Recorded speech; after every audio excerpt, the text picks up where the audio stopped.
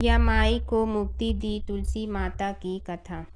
एक बुढ़िया माई तुलसी जी को सींचती और कहती कि हे तुलसी माता, सत की दाता, मैं तेरा बिडला सींचती हूँ।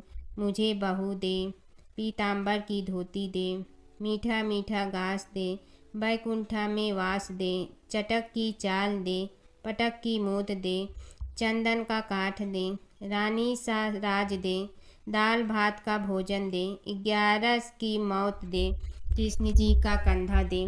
तब तुलसी माता यह सुनकर सूखने लगी। तो भगवान ने पूछा कि हे तुलसी, तुम क्यों सूख रही हो?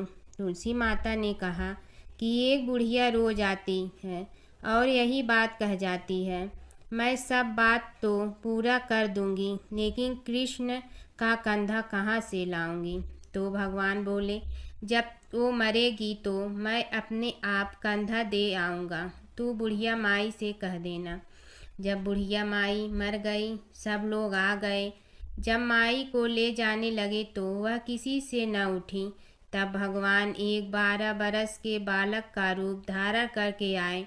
बालक ने कहा, मैं कान में एक बात कहूँगा तो बुढ़िया माई उठ जाएगी। बालक ने कान में कहा, बुढ़िया माई मन की निकाल ले, पीताम्बर की धोती ले, मीठा मीठा घास ले, बैकुंठा का वास ले, चटक की चाल ले, पटक की मोत ले, कृष्ण जी का कंधा ले। यह सुनकर बुढ़िया माई हल्की हो गई। भगवान ने कंधा दिया और बुढ़िया माई को मुक्ति मिल गई। हे तुलसी माता, जैसे बुढ़िया माई को मुक्ति दी वैसे सबको देना। तुलसी माता की कथा। पुरानी समय की बात है। एक परम सुंदर और पतिव्रता स्त्री थी जिनका नाम था वृंदा। वे भगवान विष्णु की परम भक्त थी और उनका विवाह राक्षस राजा जलंधर से हुआ था। जलंधर बहुत शक्तिशाली था और उसकी शक्ति का रहस्य था उसकी पत्नी वृंदा की अटूट पतिव्रता धर्म। जब तक वृंदा अपने पति के प्रति सच्ची और समर्पित रही, तब तक कोई भी देवता जलंधर को पराजित नहीं कर सकता था। देवताओं ने कई बार प्रयास किया, लेकिन जलंधर अजेय रहा। तब सभी देवता भगवान विष्णु के पास गए और उनसे सहायता मांगी। भगवान विष्णु ने एक लीला रची। वे जलंधर का रूप धारण करके वृंदा के सामने प्रकट हुए। वृंदा ने उन्हें अपना पति समझकर उनका सत्कार किया, लेकिन जैसे ही वृंदा को सच्चाई का पता चला, उनका पतिव्रता धर्म भंग हो गया। उसी क्षण देवताओं ने जलंधर का वध कर दिया। जब वृंदा को यह ज्ञात हुआ कि यह सब भगवान विष्णु की लीला थी, तो वे बहुत दुखी हुई और उन्होंने भगवान विष्णु को श्राप दिया कि वे पत्थर बन जाएं। उसी श्राप के कारण भगवान विष्णु शालिग्राम पत्थर के रूप में प्रकट हुए। इसके बाद वृंदा ने अपने प्राण त्याग दिए। उनके शरीर से एक पवित्र पौधा उत्पन्न हुआ, जिसे आज हम तुलसी के नाम से जानते हैं। तभी से तुलसी को देवी का रूप माना जाता है और उनकी पूजा की जाती है। तुलसी माता को घर में रखने से सुख समृद्धि आती है। भगवान विष्णु को तुलसी अत्यंत प्रिय है। बिना तुलसी के भगवान विष्णु की पूजा अधूरी मानी जाती है। सच्ची भक्ति और पतिव्रता धर्म में अपार शक्ति होती है। भगवान विष्णु और नारद की कथा। एक बार नारद मुनि जी ने भगवान विष्णु जी से पूछा, हे भगवान, आपका इस समय सबसे प्रिय भक्त कौन है?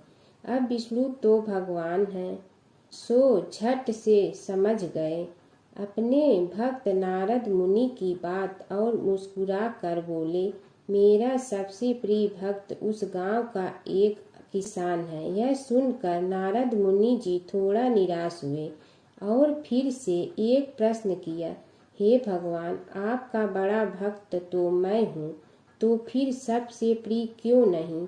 भगवान विष्णु जी ने नारद मुनि जी से कहा, इसका जवाब तो तुम खुद ही दोगे। जाओ, एक दिन उसके घर रहो और फिर सारी बात मुझे बताना। नारद मुनि जी सुबह सवेरे मुंह अंधेरे उस किसान के घर पहुंच गए।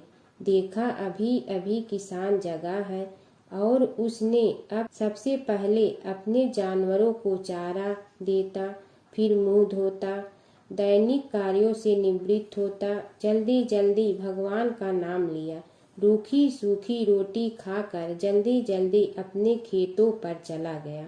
सारा दिन खेतों में काम किया और शाम को वापस घर आया। जानवरों को अपनी जगह बांधा, उन्हें चारा पानी डाला, हाथ धोया, मुंह धोया, फिर थोड़ी देर भगवान का नाम लिया, फिर परिवार के संग बैठकर खाना खाया और कुछ बातें की और फिर से सो गया।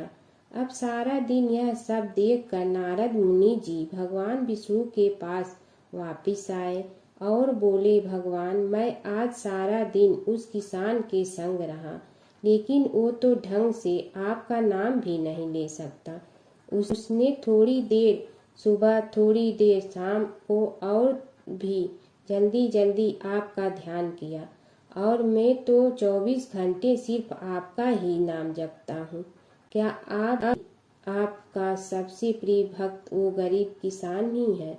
भगवान विष्णु जी ने नारद की बात सुनकर कहा, अब इसका जवाब भी तुम मुझे खुद ही देना।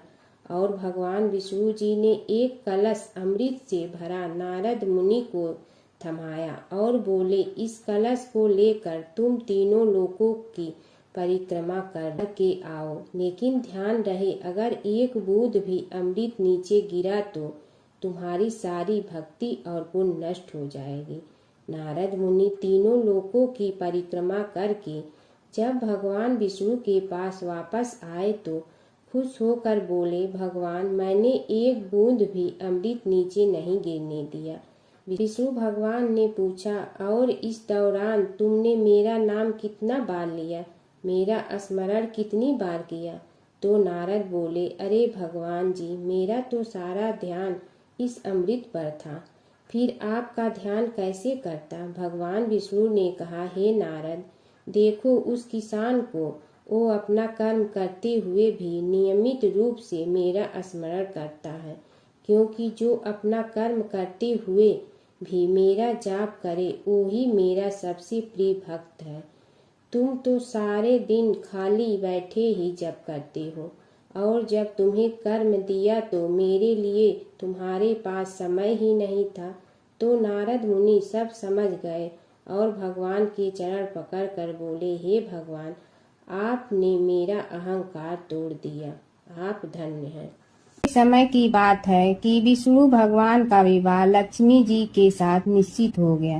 विवाह की तैयारी होने लगी। सभी देवताओं को निमंत्रण भेजे गए, परंतु गणेश जी को निमंत्रण नहीं दिया। कारण जो भी रहा हो, अब भगवान विष्णु की बारात जाने का समय आ गया। सभी देवता अपनी पत्नियों के साथ विवाह समारोह में आए। उन सब ने देखा कि गणेश जी कहीं दिखाई नहीं दे रहे हैं।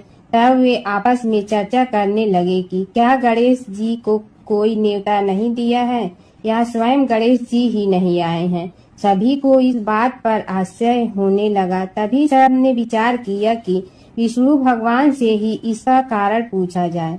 विष्णु भगवान से पूछने पर उन्होंने कहा कि हमने गणेश जी के पिता भोलेनाथ महादेव को न्योता भेजा है।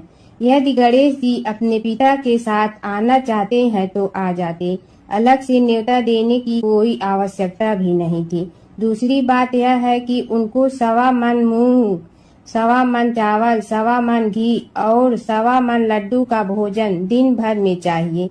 यदि गणेश जी नहीं आएंगे तो कोई बात नहीं, दूसरे के घर जाकर इतना सारा खाना पीना अच्छा भी नहीं लगता। इतनी वार्ता कर ही रहे थे कि किसी एक ने सुझाव दिया, यदि गणेश जी आ भी जाए तो उनके द्वारपाल बनाकर बैठा देंगे कि आप घर की याद रखना। आप तो चूहे पर बैठकर धीरे धीरे चलोगे तो बारात से बहुत पीछे रह जाओगे। यह सुझाव भी सबको पसंद आ गया, तो विष्णु भगवान ने भी अपनी सहमति दे दी। होना क्या था कि इतने में गणेश जी वहां आ पहुंचे और उन्हें समझा बुझाकर घर की रखवाली करने बैठा दिया गया। बारात चल रही थी, तब नारद जी ने देखा कि गणेश जी तो दरवाजे पर ही बैठे हुए हैं। तो वे गणेश जी के पास गए और रुकने का कारण पूछा। गणेश जी कहने लगे कि विष्णु भगवान ने मेरा बहुत अपमान किया है। नारद जी ने कहने लगे कि अपनी मूसक देना को आगे भेज दे तो वह रास्ता खोद देगी, जिससे उनके वाहन धरती में धंस जाएंगे। तब आपको सम्मान पूर्वक बुलाना पड़ेगा। अब तो गणेश जी ने अपनी मूसक सेना जल्दी से आगे भेज दी और सेना ने जमीन पोली कर दी। जब बारात वहां से निकली तो रथों के पहिए धरती में धंस गए। लाख कोशिश करे परंतु पहिए नहीं निकले। सभी ने अपने अपने उपाय किए परंतु पहिए तो नहीं निकले, बल्कि जगह जगह से टूट गए। किसी की समझ में नहीं आ रहा था कि अब क्या किया जाए। तब तो नारद जी ने कहा, आप लोगों ने गणेश जी का अपमान करके अच्छा नहीं किया। यदि उन्हें मना कर लाया जाए तो आपका कार्य सिद्ध हो सकता है और यह संकट टल सकता है। शंकर भगवान ने अपने दूत नंदी को भेजा और वे गणेश जी को लेकर आए। गणेश जी का आदर सम्मान के साथ पूजन किया। तब कहीं रथ के पहिए निकले। अब रथ के पहिए निकल के परंतु टूट फूट गए तो उन्हें सुधारे गए। पास के खेत में खाती काम कर रहा था, उसे बुलाया गया। खाती अपना कार्य करने के पहले श्री गणेशाय नमः कहकर गणेश जी की वंदना मन ही मन करने लगा। देखते ही देखते खाती ने सभी पहियों को ठीक कर दिया। तब खाती कहने लगा कि हे देवताओं, आपने सर्वप्रथम गणेश जी को नहीं मनाया होगा और न ही उनकी पूजन की होगी, इसीलिए तो आपके साथ यह संकट आया है। हम तो मूर्ख अज्ञानी हैं, फिर भी पहले गणेश जी को पूजते हैं, उनका ध्यान करते हैं। आप लोग तो देवतागण हैं, फिर भी आप गणेश जी को कैसे भूल गए। अब आप लोग भगवान श्री गणेश जी की जय बोल कर जाएं तो आपके सब काम बन जाएंगे और संकट कट जाएंगे।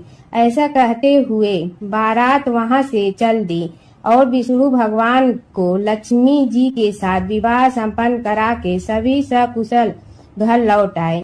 हे गणेश जी महाराज, आपने विष्णु को जैसे कारज सारियो ऐसे कारज सबको सिद्ध कर दो।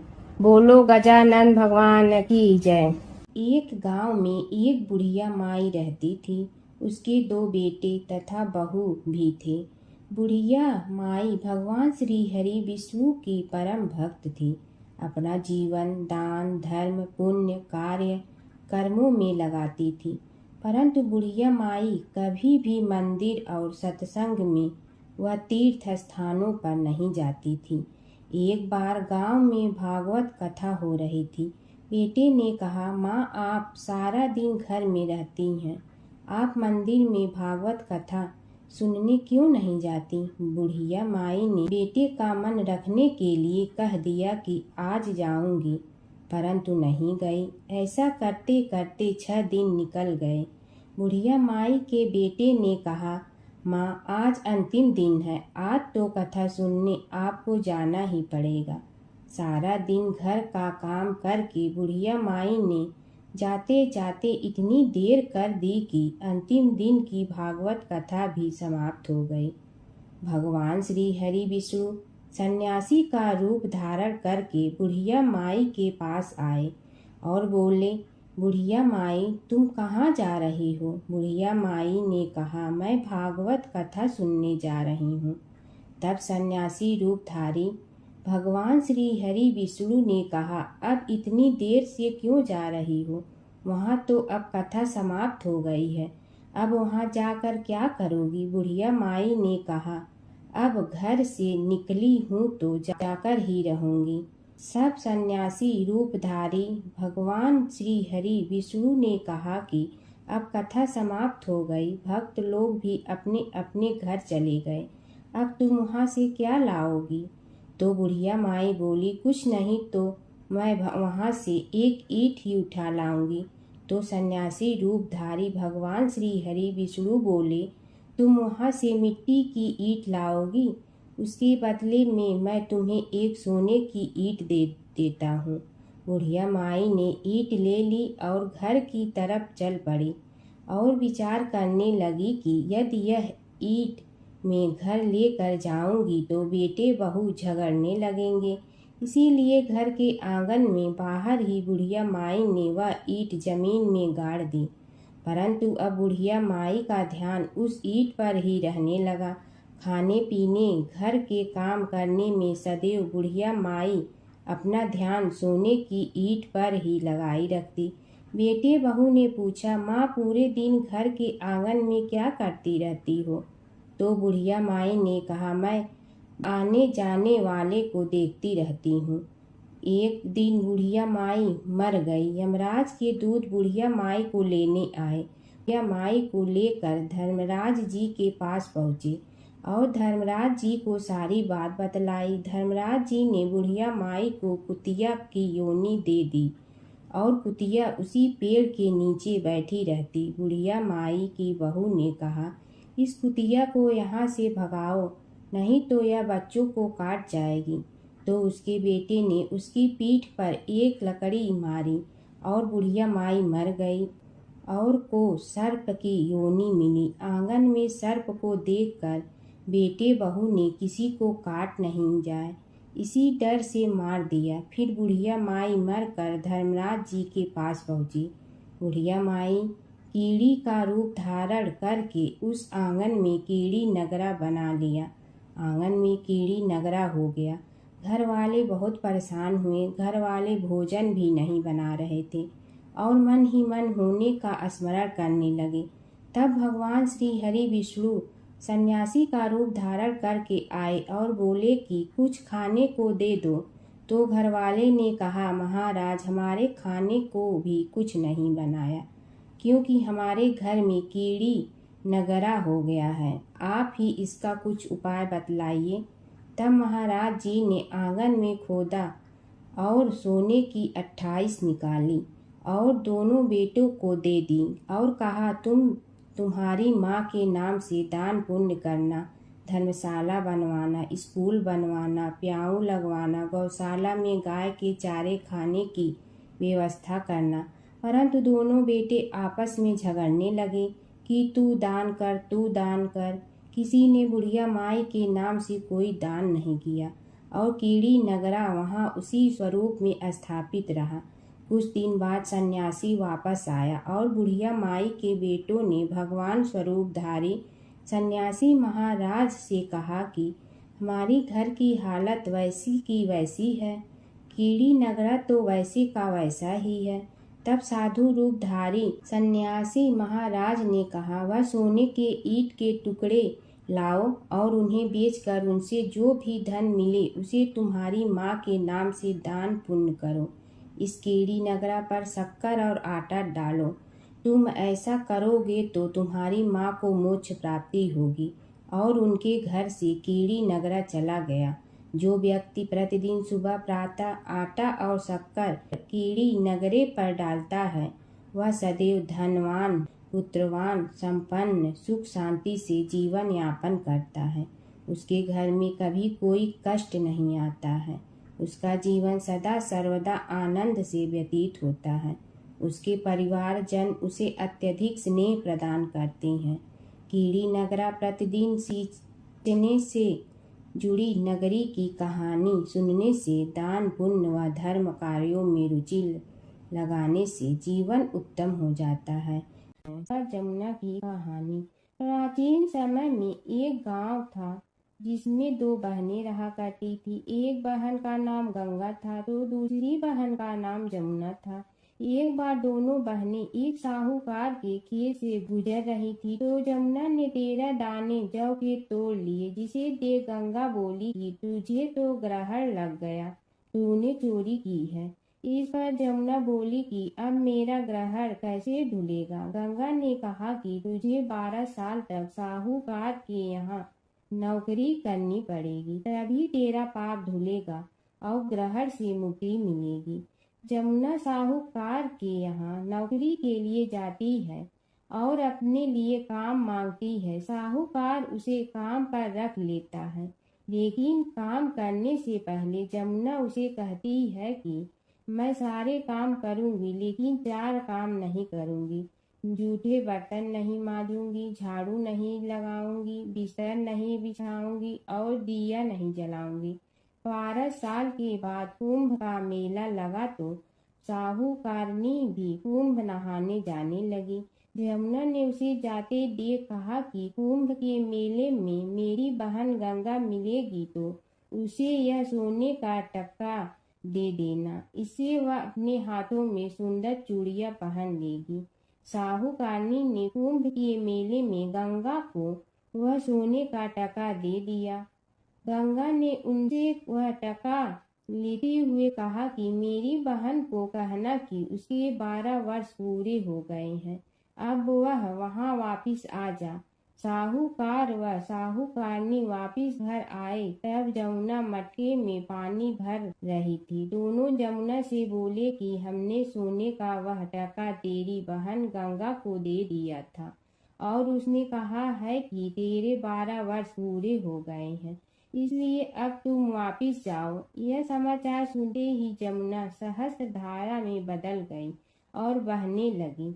यमुना जी का यह रूप देखकर साहूकार और साहूकारनी परेशान हो गई थी। हमारे घर में जमुना माता ने काम किया, हमें तो अब ग्रहण लग गया है, हम यह ग्रहण कैसे उतारेंगे। जमुना भागकर गंगा माता के पास चली गई।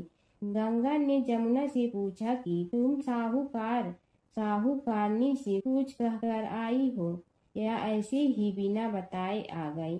तब जमुना बोली कि मैं तो कुछ भी बताकर नहीं आई हूँ। गंगा ने कहा कि जा उन्हें धीरज दे आ, नहीं तो उन्हें जीवन भर असंतोष ही रहेगा। गंगा के कहने पर जमुना माता ने साहूकारनी को सपने में दर्शन दिए और कहा कि तुम दोनों उल्टे माथे क्यों पड़े हो, जाओ उठकर खाओ पियो। तब दोनों बोले कि हम कैसे उठे, हमें तो ग्रहण लगा है, क्योंकि हमने उल्टे सीधे और पता नहीं कितने नीच कार्य आपसे कराए हैं। तब यमुना जी बोली कि तुम्हें ग्रहण नहीं लगा है, ग्रहण तो मुझे लगा था कि मैंने तुम्हारे खेत से 13 दाने जौ के चुराए थे। मैं तो अपना ग्रहण उतारने तुम्हारे घर आई थी। मेरा ग्रहण तुम्हारे घर में 12 वर्ष तक रहने से उतर गया है और मेरी मुक्ति हो गई है। यमुना जी ने कहा कि तुम्हें कोई ग्रहण नहीं लगा है, उल्टे मेरे 12 वर्ष तक यहाँ रहने से तुम्हारी भी मुक्ति हो गई है। यह कहकर यमुना जी स्वप्न से चली गई। दोनों उठकर देखते हैं कि उनके घर में पहले से भी अधिक धन हो गया है। हे यमुना माता, जैसे आपने साहूकार व साहूकारनी की मुक्ति कराई, वैसे ही आप अपने सभी भक्तों की करना। नगर बसेरे की कहानी। किसी गांव में एक भाट व एक जाट रहता था। दोनों में घनिष्ठ मित्रता थी। एक बार जाट अपनी बहन के घर जाने को तैयार हुआ तो भाट अपनी ससुराल जाने को तैयार हुआ। दोनों साथ चल पड़े तो रास्ते में रुककर एक कुएं की मुंडेर पर बैठ गए। जाट ने भाट से कहा कि नगर बसेरा कर लेते हैं। इस पर भाट बोला कि तू ही नगर बसेरा कर ले, मैं तो अपनी ससुराल जा रहा हूँ, वहाँ खूब खातिर होगी मेरी, तू कर ले नगर बसेरा। जाट वहीं कुएं के पास बैठ पानी की घंटी और चावल का दाना लेकर नगर बसेरा करने लगा। नगर बसेरा करने के साथ जाट कहने लगा कि नगर बसेरा जो करे सो मल धोवे पाँव, ताता माड़ा तापसी देगी मेरी माँ, माँ देगी मावशी तेगी द्वारका का वास, मीठा मीठा घास वृंदावन का वास, 5 कुल्ठी छठी रास, मेरी जीवड़ो श्री कृष्ण के पास, डालू पानी हो जाए घी, झट से निकल जाए मेरा जी। यह सब कर कर के वह जाट बहन के पास चल पड़ा। जाट की बहन ने भाई के आने पर उसकी खातिर की खी बूढ़ा के साथ भाई को जिमाया। दोनों ने बैठकर ढेर सारी बातें की। इधर भाट अपने ससुराल पहुंचा तो वहां आग लगी हुई थी। आग बुझाने वह भी लग गया, जिसमें हाथ मुंह भी काले हो गए और खुद भी थोड़ा सुलझ गया। ना रोटी ना पानी के लिए ही किसी ने पूछा। एक पड़ोसन आई तो उसने भाट की सास को कहा कि जमाई आया है, जरा उस आव भगत कर लो। बुढ़िया बोली कि सब कुछ तो जल गया है, अब कहाँ से आव भगत करूं। तब पड़ोसन ने ही भाट को एक रोटी के साथ छाछ दी। उसने वही खाकर गुजारा किया। शाम को दोनों फिर घर की ओर चल पड़े और रास्ते में मिल गए और एक दूसरे का हाल पूछा। भाट बोला कि मेरी ससुराल में तो आग लगी हुई थी, आग बुझाते मैं खुद काला हो गया हूँ, ना रोटी मिली ना पानी। जाट बोला कि मेरी तो बहुत खातिर हुई। फिर बोला कि मैंने कहा था ना कि नगर बसेरा कर ले, अब कर ले, लेकिन भाट ने फिर मना कर दिया। कहने लगा कि चाहे रोटी दे या न दे, तेरी तो माँ है, दही चूरमा का पेड़ा धरा पाएगा। भाट ने फिर नगर बसेरा नहीं किया, जाट ने कर लिया। नगर बसेरा जो करे सो मल धोए पाँव, ताता माड़ा तापसी देगी मेरी माँ। माँ देगी मावशी देगी द्वारका का वास, मीठा मीठा घास वृंदावन का वास। 5 कुल्ठी छठी रास, मेरा जी बड़ो श्री कृष्ण के पास। डालू पानी हो जाए घी, झट से निकल जाए मेरा जी। करके वह चल पड़ा। घर पहुँचते ही जाट की मावशी ने बहुत लाड प्यार किया। उधर भाट घर गया तो उसकी भैंस खो गई थी। बाप एक लाठी रखे तो दूसरी उठाए और कहने लगा कि ससुराल गया तो आग लगा दी, अब यहाँ आया तो भैंस खो दी। बाप ने कहा कि पहले भैंस लेकर आ, तभी रोटी पानी मिलेगा। सारा दिन भाट भैंस ढूंढता रहा, लेकिन उसे भैंस नहीं मिली। जाट और भाट की मुलाकात फिर से बाजार में हो गई। जाट ने भाट के हाल चाल पूछे तो भाट बोला कि आते ही भैंस खो गई, बस उसी दिन से भैंस ढूंढ रहा हूँ। रोटियां का तो पूछो ही मत। जाट ने कहा कि मैंने तो पहले ही कहा था कि नगर बसेरा कर ले। जाट की बात सुनकर भाट बोला कि तेरे नगर बसेरे में इतनी ताकत है तो चल अब कर लेते हैं। दोनों ने बैठकर नगर बसेरा किया। नगर बसेरा जो करे सो मल धोवे पाँव, ताता माड़ा तापसी देगी मेरी माँ। माँ देगी मावशी देगी द्वारका का वास, मीठा मीठा घास वृंदावन का वास। 5 कुल्ठी छठी रास, मेरा जीवड़ो श्री कृष्ण के पास। डालू पानी हो जाए घी, झट से निकल जाए मेरा जी। दोनों के नगर बसेरा करने पर भाट जैसे ही आगे बढ़ा तो उसकी खोई भैंस मिल गई, जिसे लेकर घर पहुंचा। घर पहुंचते ही माँ ने कहा कि लड़के को आते ही घर से निकाल दिया, सारे दिन से ये भूखा प्यासा भटक रहा है। यह कहकर उसकी माँ ने उसको खूब खिलाया पिलाया। इस घटना के बाद सारे नगर में ढिंढोरा पिटवा गया कि तब कोई अपने पीहर या सास से आते जाते नगर बसेरा करें। जैसे भाट को नगर बसेरा करने का फल मिला, वैसे ही हर किसी को मिलेगी है। माता सीता की कथा। यह कहानी सीता माता कहती थी और श्री राम इसे सुना करते थे। एक दिन श्री राम भगवान को किसी काम के लिए बाहर जाना पड़ा तो सीता माता कहने लगी कि भगवान, मेरा तो 12 वर्ष का नित्य नियम है, अब आप बाहर जाएंगे तो मैं अपनी कहानी किसे सुनाऊंगी। श्री राम ने कहा कि तुम कुएं की पाल पर जाकर बैठ जाना और वहां जो औरतें पानी भरने आएंगी उन्हें अपनी कहानी सुना देना। सीता माता कुएं की पाल पर जाकर बैठ जाती हैं। एक स्त्री आई, उसने रेशम की जड़ी की साड़ी पहन रखी थी और सोने का घड़ा ले रखा था। सीता माता उसे देख कहती हैं कि बहन, मेरा 12 वर्ष का नित्य नेम सुन लो। पर वह स्त्री बोली कि मैं तुम्हारा नित्य नेम सुनूंगी तो मुझे घर जाने में देरी हो जाएगी और मेरी सास मुझसे लड़ेंगी। उसने कहानी नहीं सुनी और चली गई। उसकी रेशम जड़ी की साड़ी फट गई, सोने का घड़ा मिट्टी के घड़े में बदल गया। सास ने देखा तो पूछा कि ये किसका दोष अपने सिर लेकर आ गई है।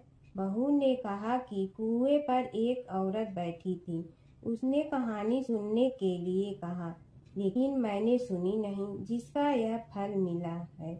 बहू की बात सुनकर अगले दिन वही साड़ी और घड़ा लेकर सास कुएं की पाल पर गई। सास को वहीं माता सीता बैठी मिली तो माता सीता ने कहा कि बहन मेरी कहानी सुन लीजिए। सास बोली कि एक बार छोड़, मैं तो 4 बार कहानी सुन लूंगी। राम आए लक्ष्मण आए देश के पुजारी आए, नित नेम का नेम लाए आओ राम बैठो राम। तपी रसोई जियो राम, माखन मिश्री खाओ राम। दूध बतासा पियो राम, सूत के पलका मोठो राम। साल दुसाला पोठो राम, साल दुसाला ओढ़ो राम। जब बोलो जब राम ही राम, राम संवारे सबके काम। खाली घर भंडार भरेंगे, सबका बेड़ा पार करेंगे। श्री राम जय जय राम। सास बोली कि बहन कहानी तो बहुत अच्छी लगी। कहानी सुनकर सास घर चली गई और उसकी साड़ी फिर से रेशम जड़ी की बन गई। मिट्टी का घड़ा फिर सोने के घड़े में बदल गया। बहू कहने लगी, सासू माँ आपने ये सब कैसे किया? सास ने कहा कि बहू तू दोष लगा के आई थी और मैं अब दोष उतार कर आ रही हूँ। बहू ने फिर पूछा कि वह कुएं वाली स्त्री कौन है? सास बोली कि वे सीता माता थी। वे पुराने से नया कर देती हैं, खाली घर में भंडार भर देती हैं। वह लक्ष्मी जी का वास घर में कर देती हैं। आदमी की जो भी इच्छा हो उसे पूरा कर देती हैं। बहू बोली कि ऐसी कहानी मुझे भी सुना दो। सास बोली कि ठीक है तुम भी सुनो, और सास ने कहानी शुरू की। राम आए लक्ष्मण आए देश के पुजारी आए, नित नेम का नेम लाए आओ राम बैठो राम। तपी रसोई जियो राम, माखन मिश्री खाओ राम। दूध बतासा पियो राम, सूत के पलका मोठो राम। साल दुसाला पोठो राम, साल दुसाला ओढ़ो राम। जब बोलो जब राम ही राम, राम संवारे सबके काम। खाली घर भंडार भरेंगे, सबका बेड़ा पार करें। श्री राम जय राम। कहानी सुनकर बहू बोली कि कहानी तो बहुत अच्छी है। सास ने कहा कि ठीक है, इस कहानी को रोज कहा करेंगे। अब सास बहू रोज सवेरे उठती, नहाती धोती और पूजा करने के बाद नित नेम की सीता की कहानी कहती। एक दिन उनके यहाँ एक पड़ोस की औरत आई और बोली कि बहन जरा सी आँच दे ना। तो वह बोली कि आज तो अभी हमने जलाई ही नहीं। पड़ोसन ने कहा कि तुम सुबह 4 बजे से उठकर क्या कर रही हो? फिर उन्होंने कहा कि सुबह उठकर हम पूजा करते हैं, फिर सीता माता की नित्य नेम की कहानी कहते हैं। पड़ोसन ने उसकी बात सुनकर फिर कहा कि सीता माता की कहानी कहने से तुम्हें क्या मिलता है? वे बोली कि इनकी कहानी कहने से घर में भंडार भर जाते हैं, सारे काम सिद्ध होते हैं, मन की इच्छा भी पूरी हो जाती है। पड़ोसन कहती है कि बहन ऐसी कहानी तो मुझे भी सुना दो। फिर वह बोली कि ठीक है तुम भी यह कहानी सुन लो। राम आए लक्ष्मण आए देश के पुजारी आए, नित नेम का नेम लाए आओ राम बैठो राम। सारी कहानी सुनने के बाद पड़ोसन कहने लगी, बहन कहानी तो मुझे बहुत अच्छी लगी।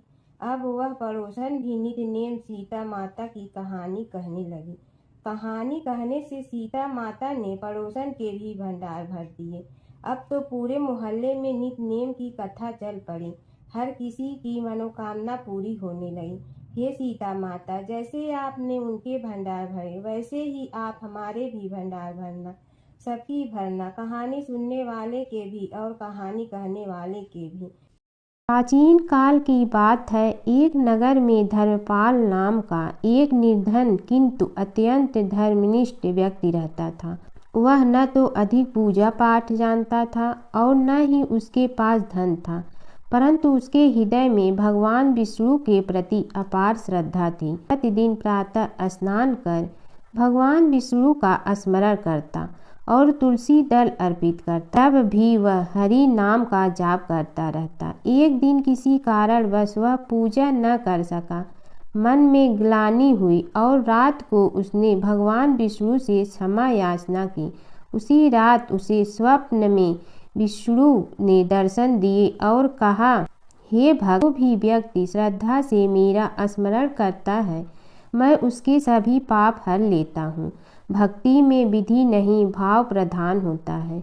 कुछ समय बाद धर्मपाल के जीवन की सभी कठिनाइयाँ दूर हो गई। उसके घर में सुख शांति और समृद्धि आ गई। अंत समय में उसे वैकुंठ लोक की प्राप्ति हुई। विष्णु भगवान की कथा। एक नगर में एक सेठ व एक सेठानी रहते थे और सेठानी रोज विष्णु भगवान की पूजा करती थी।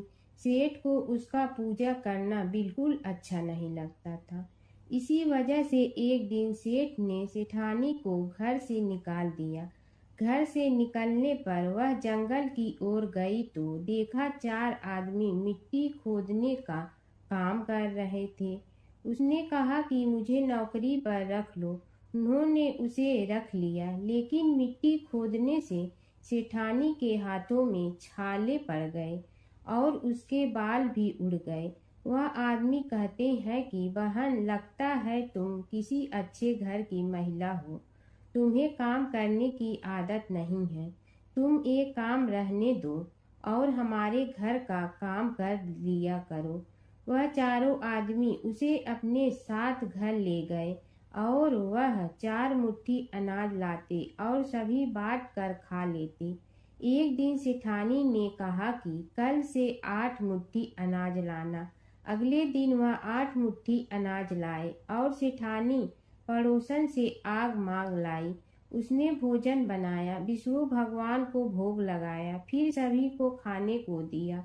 सारे भाई बोले कि बहन, आज तो भोजन बहुत स्वादिष्ट बना है।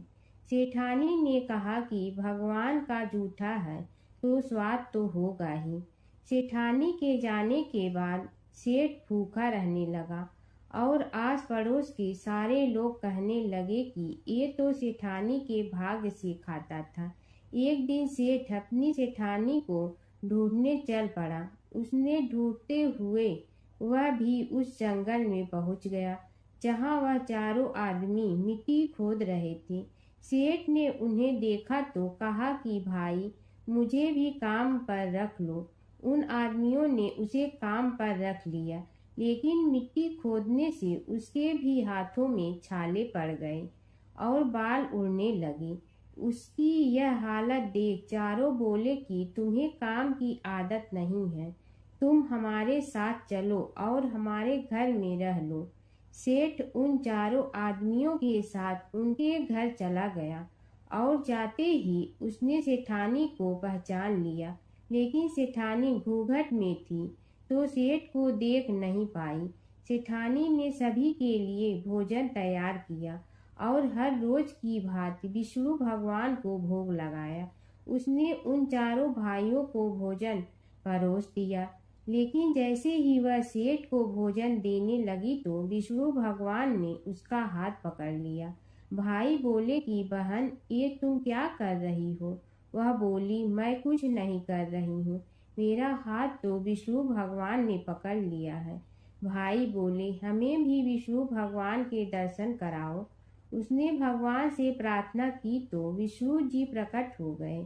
सभी ने दर्शन किए। सेठ ने सेठानी से क्षमा मांगी और सेठानी को साथ चलने को कहा। भाइयों ने अपनी बहन को बहुत सा धन देकर विदा किया। जब सेठानी के साथ सेठ भी भगवान विष्णु की पूजा करने लगा और उनके परिणाम से उनका घर अन्न धन से भर गया। प्राचीन काल की बात है। नैमिषारण्य क्षेत्र में ऋषि, महर्षि और साधु संतों का समाज जुड़ा था। उसमें श्री सूत जी भी विद्यमान थे। शौनक जी ने उनकी सेवा में उपस्थित होकर निवेदन किया कि हे अज्ञान रूप घोर तिमिर को नष्ट करने में करोड़ों सूर्यों के समान प्रकाशमान श्री सूत जी, हमारे कानों के लिए अमृत के समान जीवन प्रदान करने वाले कथा तत्व का वर्णन कीजिए। हे सूत जी, हमारे हृदयों में ज्ञान के प्रकाश की वृद्धि तथा भक्ति, वैराग्य और विवेक की उत्पत्ति जिस कथा से हो सकती हो, वह हमारे प्रति कहने की कृपा कीजिए। शौनक जी की जिज्ञासा से सूत जी बड़े प्रसन्न हुए। पूरा तन इतिहासों के स्मरण से उनका शरीर पुलकायमान हो रहा था। वे कुछ देर उसी स्थिति में विराजमान रहकर कुछ विचार करते रहे और अंत में बोले, शौनक जी, इस विषय में आपके चित्त में बड़ी जिज्ञासा है।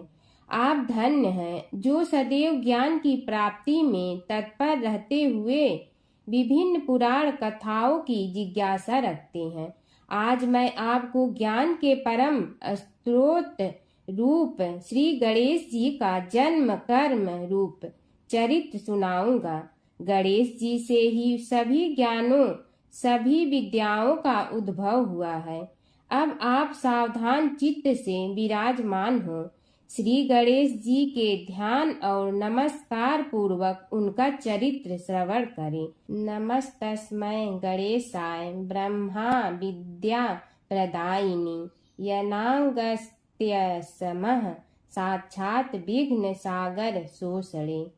कैसे हैं वे श्री गणेश जो सभी प्रकार की ब्रह्म विद्याओं को प्रदान करने वाले, अर्थात ब्रह्मा के सगुण और निर्गुण स्वरूप पर प्रकाश डालने और जीव ब्रह्मा का अभेद प्रतिपादन करने वाली विद्याओं के दाता हैं। वे विघ्नों के समुद्रों को महर्षि अगस्त के समान शोषण करने में समर्थ हैं। इसलिए उनका नाम विघ्न सागर शोषक के नाम से प्रसिद्ध है। मैं उन भगवान श्री गणेश जी को नमस्कार करता हूँ।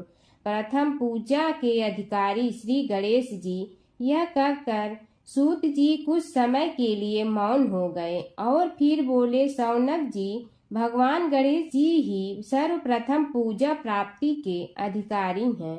किसी भी देवता की पूजा करो, पहले उनकी पूजा करो।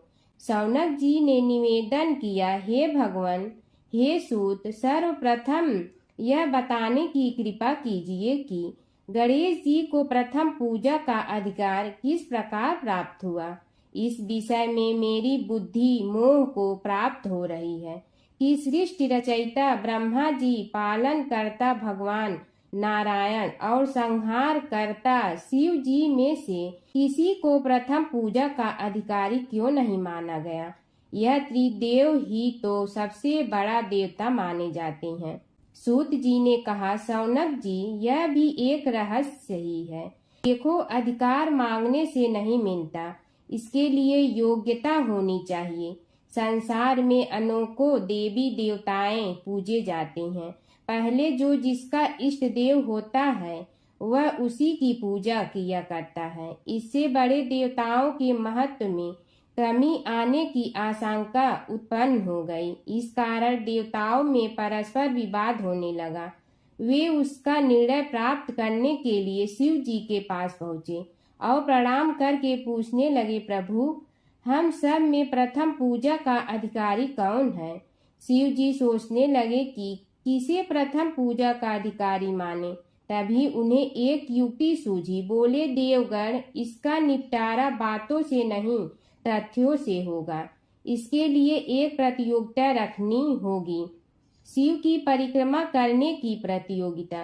देवगण उनका मुख देखने लगे, शंकित हृदय से सोचने लगे कि कैसी प्रतियोगिता रहेगी। यह शिव जी ने उनके मन के भाव ताड़ लिए, इसलिए सांत्वना भरे शब्दों में बोले, घबराओ मत, कोई कठिन परीक्षा नहीं ली जाएगी।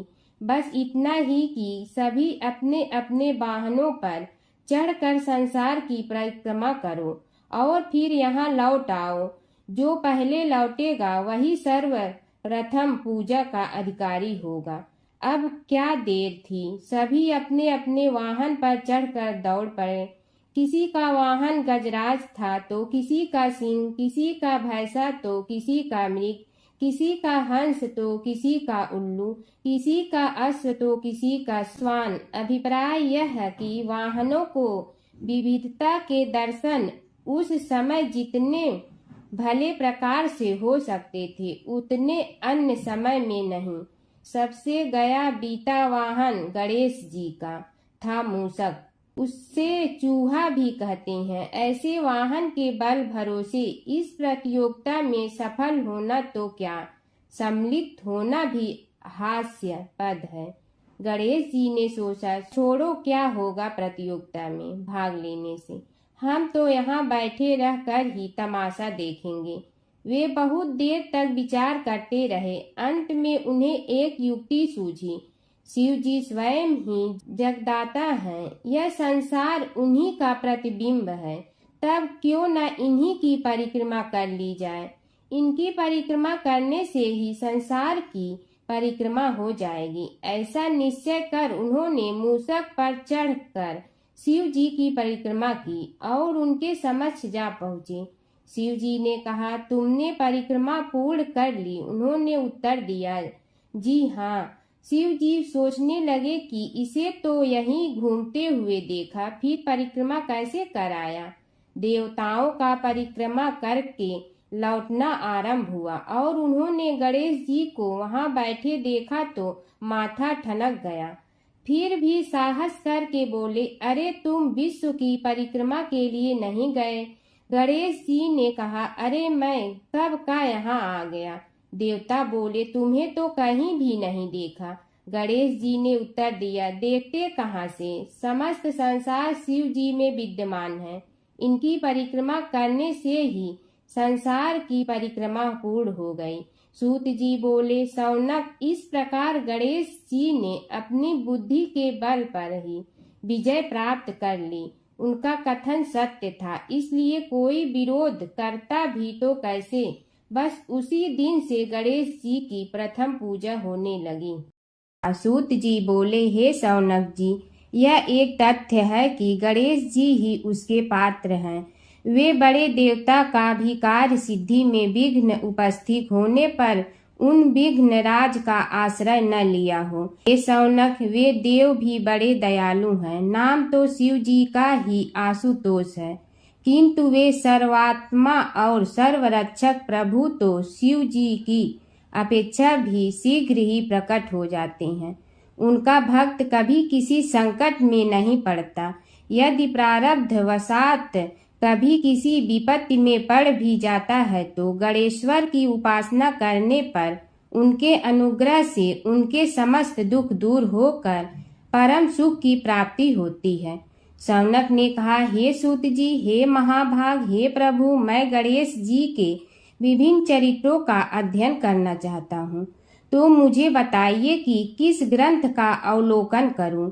हे दयामय, आपको तो उनके समस्त चरित्र विदित है कि यदि आप ही उन्हें सुनाने की कृपा करें तो मेरा अत्यधिक उपकार होगा।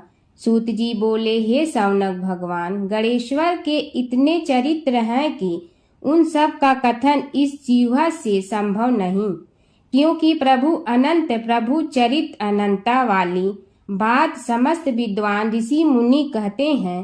फिर भी गणेश जी प्रथम पूजा के अधिकारी होने के कारण समस्त देव चरित्रों में जुड़े हुए हैं, इसलिए उनका प्रभाव भी सर्वाधिक व्यापक है।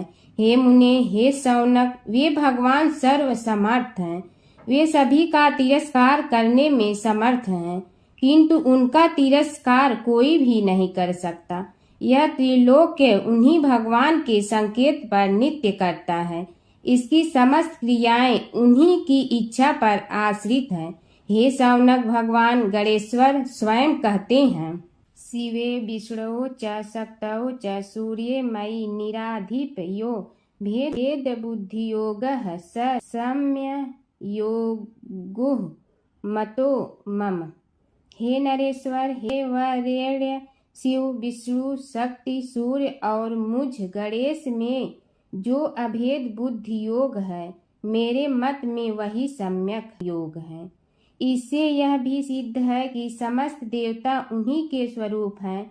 वे ही भगवान विभिन्न कार्य रूपों के अनुसार अपना भिन्न भिन्न नाम रखते हैं। हे मुनि श्रेष्ठ, उन सब देवताओं के चरित्र भी उन्हीं गणराज के चरित्र हैं।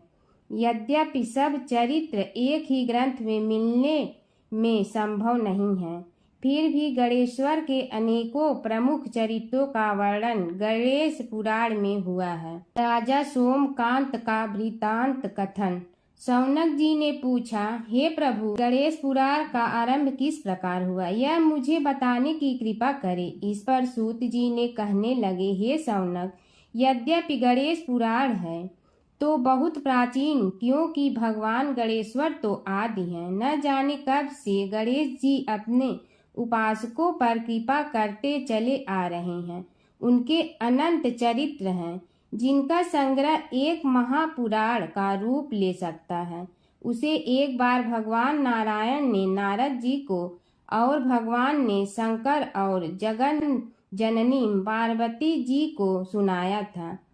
बाद में वही पुराण संक्षेप रूप में ब्रह्मा जी ने महर्षि वेद व्यास को सुनाया और फिर व्यास जी ने महर्षि भृगु को सुनाया। भृगु ने कृपा करके सौराष्ट्र के एक राजा सोमकांत को सुनाया था।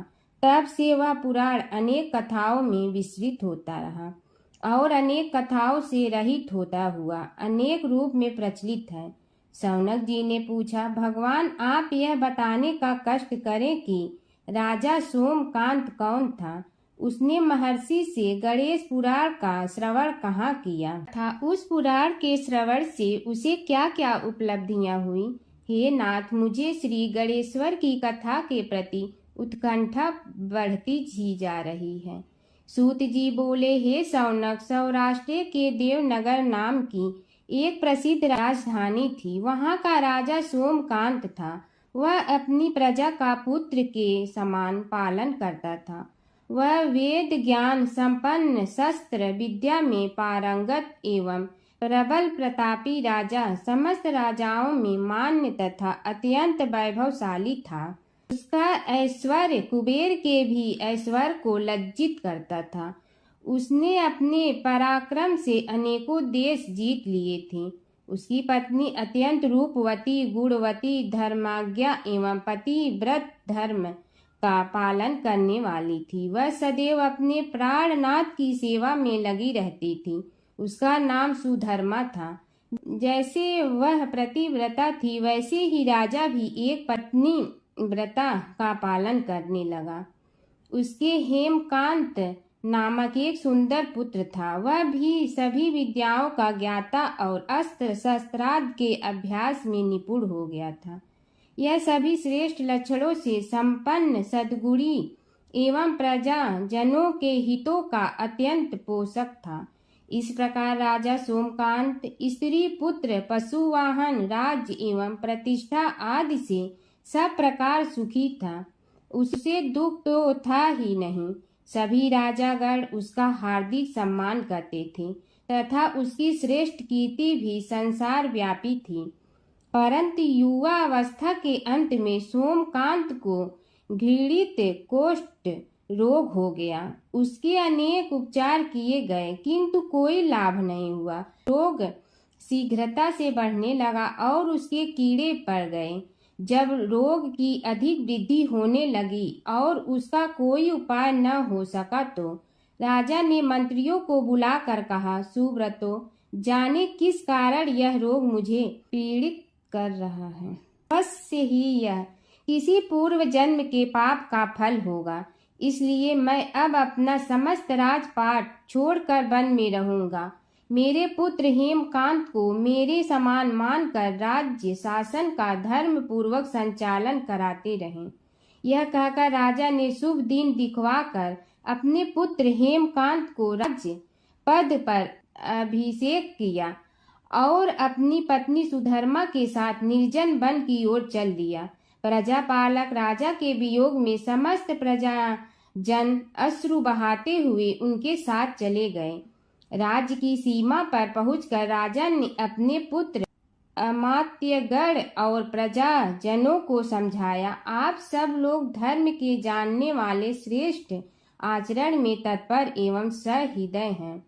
यह संसार तो वैसे भी परिवर्तनशील है। जो आज है वह कल नहीं था और आने वाले कल में भी नहीं रहेगा।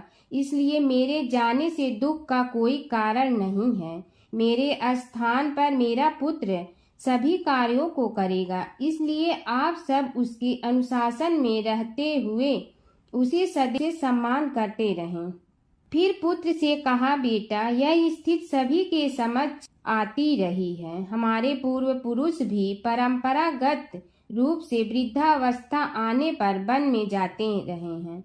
मैं कुछ समय पहले ही वन में जा रहा हूँ, तो कुछ पहले या पीछे जाने में कोई अंतर नहीं पड़ता।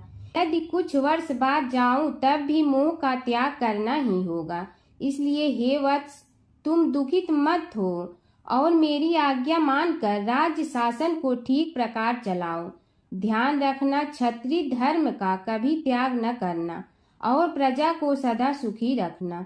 इस प्रकार राजा सोमकांत ने सभी को समझा बुझाकर वहां से वापस लौट आया और स्वयं अपनी पतिव्रता भार्या के साथ वन में प्रवेश किया। पुत्र हेमकांत के आग्रह से उसने सुबल और ज्ञान गम्य नामक 2 आत्माओं को भी साथ ले लिया।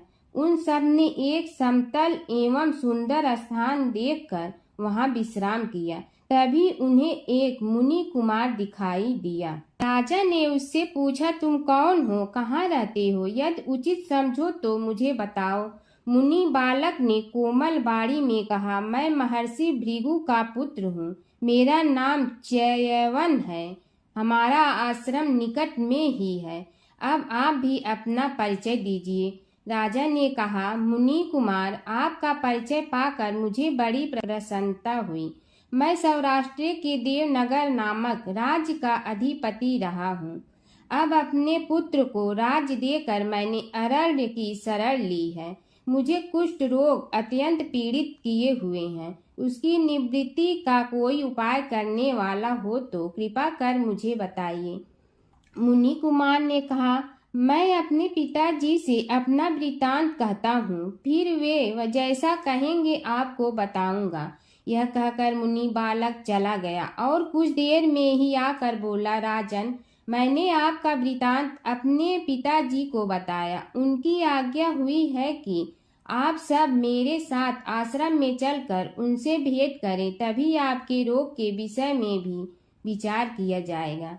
राजा सोमकांत के पूर्व जन्म का वृत्तांत भृगु द्वारा वर्णन।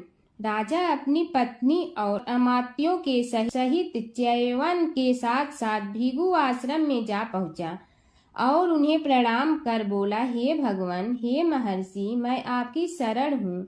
आप मुझ कुष्ठी पर कृपा कीजिए। महर्षि बोले, राजन, यह तुम्हारे किसी पूर्व जन्म कृत पाप का ही उदय हो गया है। इसका उपाय मैं विचार करके बताऊंगा। आज तो तुम सब स्नान आदि से निवृत्त होकर रात्रि विश्राम करो। महर्षि की आज्ञा अनुसार सबने स्नान भोजन आदि के उपरांत रात्रि व्यतीत की और प्रातः काल स्नान आदि नित्य कर्मों से निवृत्त होकर महर्षि की सेवा में उपस्थित हुए। महर्षि ने कहा, राजन, मैंने तुम्हारे पूर्व जन्म का वृतांत जान लिया हूँ और यह भी विदित कर लिया है कि किस पाप के फल से तुम्हें इस रोग की प्राप्ति हुई है। यदि तुम चाहो तो उसे सुना दूं। राजा ने हाथ जोड़कर निवेदन किया, बड़ी कृपा होगी मुनिनाथ, मैं उसे सुनने के लिए उत्कंठित हूँ। महर्षि ने कहा, तुम पूर्व जन्म में एक धनवान वैश्य के लाडले पुत्र थे। वह वैश्य विंध्याचल के निकट कौलहार नामक ग्राम में निवास करता था। उसकी पत्नी का नाम सुलोचना था। तुम उसी वैश्य दंपत के पुत्र हुए। तुम्हारा नाम कामद था। तुम्हारा लालन पालन बड़े लाड चाव से हुआ। उन्होंने तुम्हारा विवाह एक अत्यंत सुंदरी वैश्य कन्या से कर दिया था, जिसका नाम कुटुम्बिनी था। यद्यप तुम्हारी भार्या सुशीला थी और तुम्हें सदैव धर्म में निरत देखना चाहती थी, किंतु तुम्हारा स्वभाव वासनांध होने के कारण दिन प्रतिदिन उज्जवल होता जा रहा था। किंतु माता पिता भी धार्मिक थे, इसलिए उनके सामने तुम्हारी उछलता दबी रही। परंतु माता पिता की मृत्यु के बाद तुम निरंकुश हो गए और अपनी पत्नी की बात भी नहीं मानते थे। तुम्हें अनाचार में प्रवृत्त देखकर उसे दुख होता था, तो भी उसका कुछ बस न चलता था। तुम्हारी उन्मत्तता चरम सीमा पर थी। अपनों से भी द्वेष और क्रूरता का व्यवहार किया करते थे, हत्या आदि कराते थे। तुम्हारे लिए सामान्य बात हो गई। पीड़ित व्यक्तियों ने तुम्हारे विरुद्ध राजा से पुकार की, अभियोग चला और तुम्हें राज्य की सीमा से भी बाहर चले जाने का आदेश हुआ। तब तुम घर छोड़कर किसी निर्जन वन में रहने लगे। उस समय तुम्हारा कार्य लोगों को लूटना और हत्या करना ही रह गया। एक दिन माध्याह्न काल था। गुणवर्धक नामक एक विद्वान ब्राह्मण उधर से निकला। बेचारा अपनी पत्नी को लिवाने के लिए ससुराल जा रहा था। तुमने उस ब्राह्मण युवक को पकड़कर लूट लिया।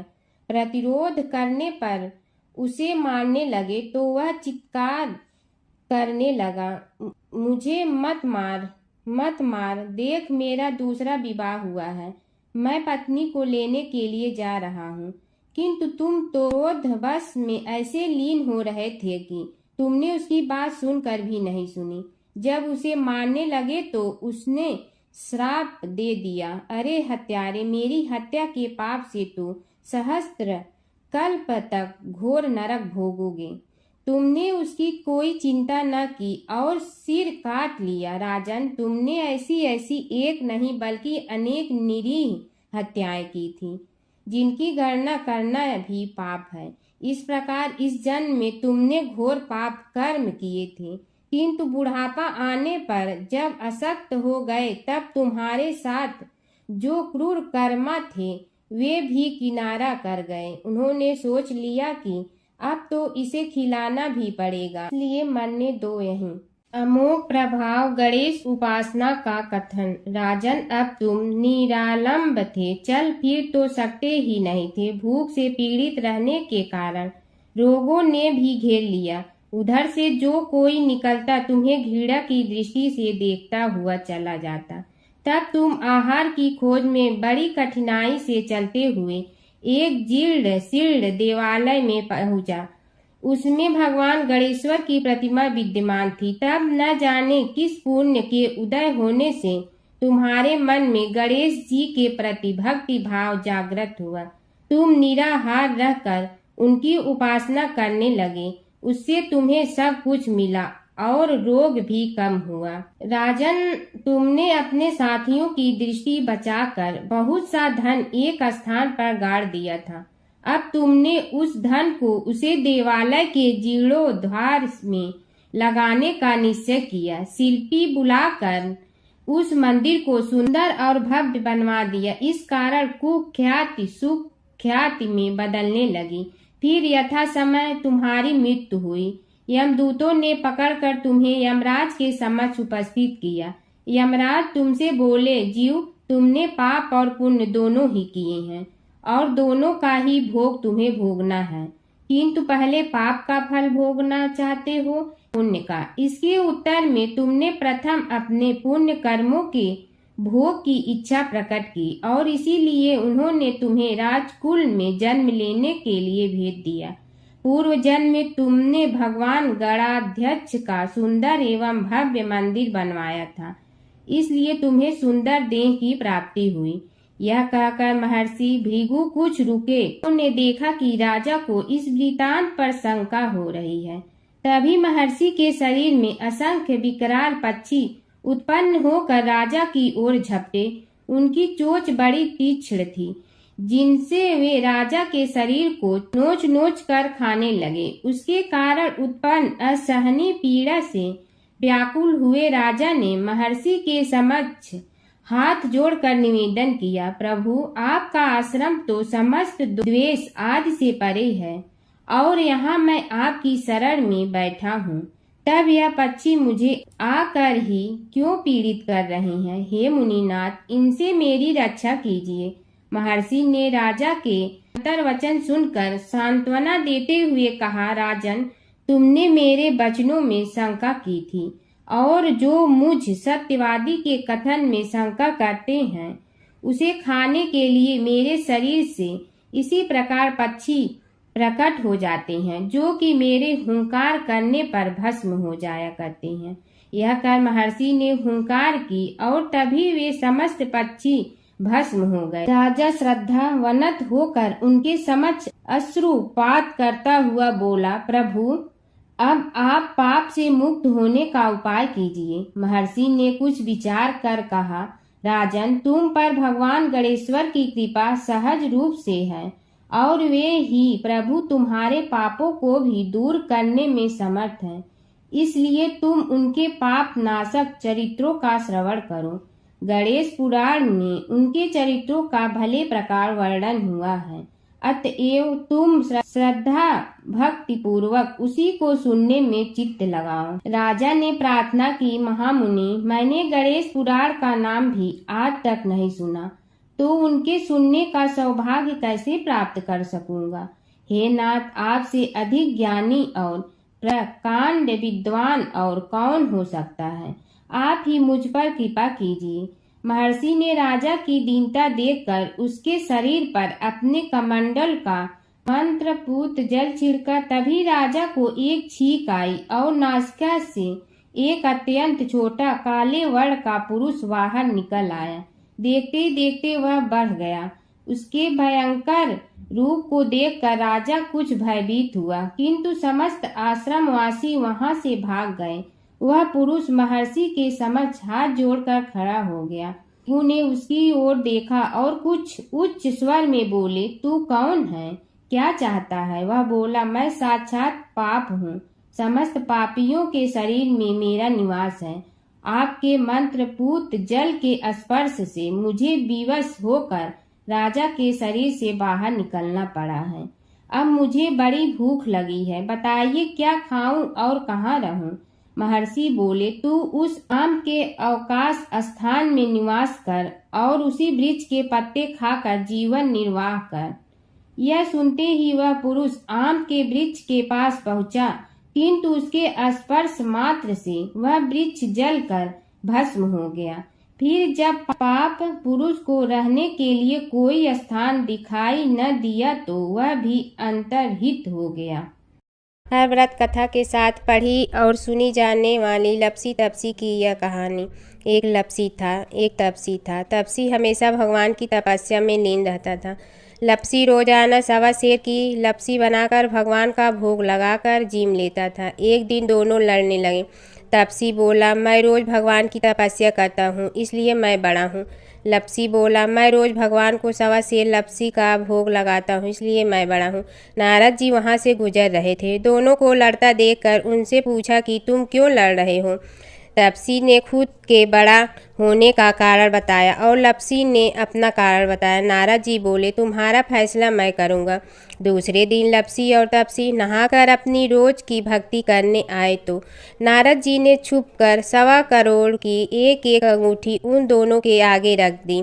तपसी की नज़र उस अंगूठी पर पड़ी जो उसने चुपचाप अंगूठी उठाकर अपने नीचे दबा ली। तब लपसी की नज़र अंगूठी पर पड़ी, लेकिन उसने ध्यान नहीं दिया। भगवान को भोग लगाकर लपसी खाना खाने लगा। नारद जी सामने आए तो दोनों ने पूछा कि कौन बड़ा, तो नारद जी ने तपसी से खड़ा होने को कहा। वो खड़ा हुआ तो उसने नीचे दबी अंगूठी दिखाई पड़ी। नारद जी ने लपसी से कहा, तपस्या करने के बाद भी तुम्हारी चोरी करने की आदत नहीं गई, इसलिए लपसी बड़ा है और तुम्हें तुम्हारी तपस्या का कोई फल भी नहीं मिलेगा। तपसी शर्मिंदा होकर माफ़ी मांगने लगा। उसने नारद जी से पूछा, मुझे मेरी तपस्या का फल कैसे मिलेगा। नारद जी ने कहा, यदि कोई गाय और कुत्ते की रोटी नहीं बनाएगा तो फल तुम्हें मिलेगा। यदि कोई ब्राह्मण को भोजन करवा कर दक्षिणा नहीं देगा तो फल तुम्हें मिलेगा। यदि कोई साड़ी के साथ ब्लाउज नहीं देगा तो फल तुझे मिलेगा। यदि कोई दिए से दिया जलाएगा तो फल तुम्हें मिलेगा। यदि कोई सारी कहानी सुने लेकिन तुम्हारी कहानी नहीं सुने तो फल तुझे मिलेगा। उसी दिन से हर व्रत कथा कहानी के साथ लपसी तपसी की कहानी भी सुनी और कही जाती है। ओम जय जगदीश हरे स्वामी जय जगदीश हरे। भक्त जनों के संकट क्षण में दूर करे। ओम जय जगदीश हरे। जो ध्यावे फल पावे दुख बिन दे मन का। सुख संपत्ति घर आवे कष्ट मिटे तन का। ओम जय जगदीश हरे। मात पिता तुम मेरे शरण कहूँ किसकी। तुम विनय और न दूजा आस करूँ जिसकी। ओम जय जगदीश हरे।